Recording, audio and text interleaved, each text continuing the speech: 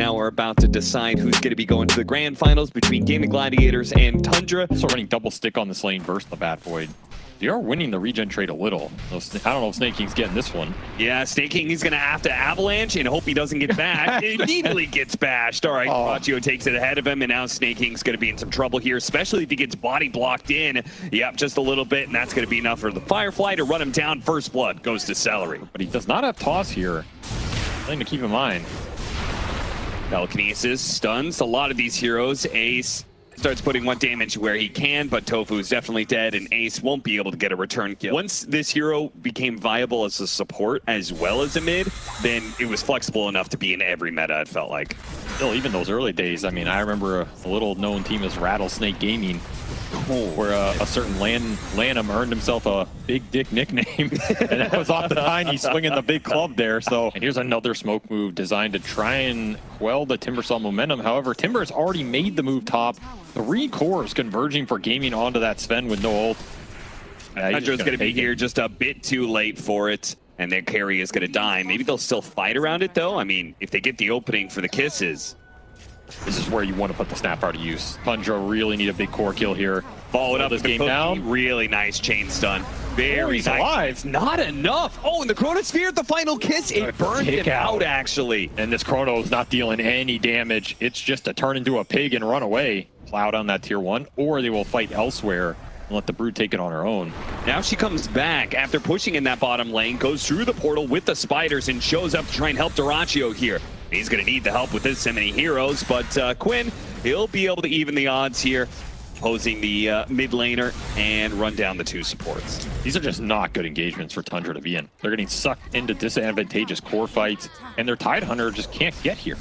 He's too damn clunky on the map. Yeah. 9 goes down. You're trying to guess where these cores are going to go. The upside for Tundra is it's the Tide up here right now. So if you want to fight around 33, this is your chance to take that fight. Quinn's going to make it a lot easier to kill this guy, though, thanks to the Whirling Death, cutting him down significantly, and there's no rotations. They're not going to use the Ravage, and they are just going to finish him off. Snake King trying to go through the portal, but he got avalanche. The avalanche, so double kill, and a great steal so far by Tofu. I mean, one of the ways he pushed back the Tidehunter from pushing in mid was that snap steal he had earlier, and now being able to grab avalanche, he's got a lot of great options this game. I mean, look at Snake King on the top left of the map right now. He's dragging away towards a Roshan pit as a Tiny, cutting this on the back door from Gaming. Do you want to go gank this Tiny? No. Last though, to pull him out of position, he didn't use Firefly to make sure he put no damage on the Tidehunter so he wouldn't crack and shell off the disable. This is a slow kill. Tundra could turn this. Yeah, they are going to provide some reinforcements, and 33 might finally have an opportunity to use that Ravage as the team is here now. You have the damage. Yeah, they're trying to throw out all the guns, take the Ravage for last, and now it finally gets let go to finish off Quinn. Pugna Ward and Drain doing a lot there. Skeeter didn't even have to use ult. Still, you got to watch out for the turn on this fight from Gaming, as they are not happy you took down their centerpiece and want revenge. Snake King turns around, does what damage he can. The hammer comes through, does land onto the Broodmother. Nice Stormbolt as well with the drain happening. Patrikios has to get out. 33 so close to just being able to throw out one last bit of damage. The Gush wasn't up in time though, so we'll turn around and get Tofu instead. A great save there by Tundra. Multiple heroes coming together at the perfect time. Didn't clean up some spiders. He picks up a Blink Dagger now. So pretty early for him, typically. Yeah, this is not his casual build, but he just feels he's going to need to be the initiating power here. Skeeter slowed down, already half health with just a lot of pokes here from Gaimin Gladiators. They still have potential saves here of the drain from AUI. Great avalanche coverage, though. And that hits the back line on top of the Sven, allowing them to chase down AUI as well. The Chakram pullback will finish him off. You are spiders. Continuing to rat out the sides of the map. It's really hard to build net worth advantage against this team, and it shows. They're going to find a little pick off here on Celery. Yeah, something to work with, something to keep more pressure on the bottom lane and start hitting that tier 2. They're going to lose Snake King over here. Skeeter shows up. I want to get caught by this Ravage into Kisses combo. You said, though, the cores are keeping up. It's the difference in the supports, and you could see that with the utility. Tofu with the 4 staff able to get himself away from any attempt by 33. AUI quickly brought down.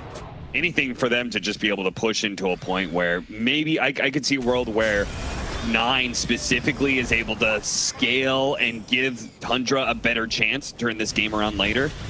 He's gonna try and bait it out here. Tundra ready to take this. Yeah, they are. Stack Pots together with the God Strength. Skeeter laying into him, but the Chronosphere's blinked into it. They do have the Mortimer's Kisses raining down. Oh, that's going to help out quite a bit, but 33 jumping into that one felt pretty bad, and he's got to be careful of Quinn now. Got to dodge this last Timber Chain Whirling Death. Attempted Ravage goes out, but it's too late. The damage is done, and the Watermelon falls. Gets away as a result, and now they have to just run for their lives as all of Gaimin Gladiators look to punish. Quickly sandwiching this area. They'll find AUI 2000. He's definitely dead, and still a chance for Snake King to get caught as well. As yeah, he's going to be finally lasso pulled back in. Duraccio will pound him to dust, desperate to catch somebody from Tundra. And look at the line just instantly drawn from 33. Like, get the hell out, guys. I'm going to push the map, stall this game. We're going to rat him up some more. Good luck, Snake King. He's got a glimmer, but there's a lot of AoE damage coming in from Quinn. For Ace as well. So the lockdown, the detection, the scalability, all coming online for Gaimin. Now, Celery was the one person who wasn't there for that top area. He's going to go for a lasso pullback, hoping his team will arrive in time, and they do. Because of his BKB, he stays alive, and now Ace, Quinn, they're going to try and chase down 9 first, while Skeeter's going to be kited during his God Strength. There goes that Ravage put to use. Chains run all over the place. He cannot get anything off. He had BKB, TP potential if the Void wasn't there. A very patient push by Gaimin. Don't have to commit the Chrono here. You can just hit the buildings. Well, he will commit the Chrono. I guess he's had enough of AUI. BKB to get rid of the Avalanche stun and goes to work.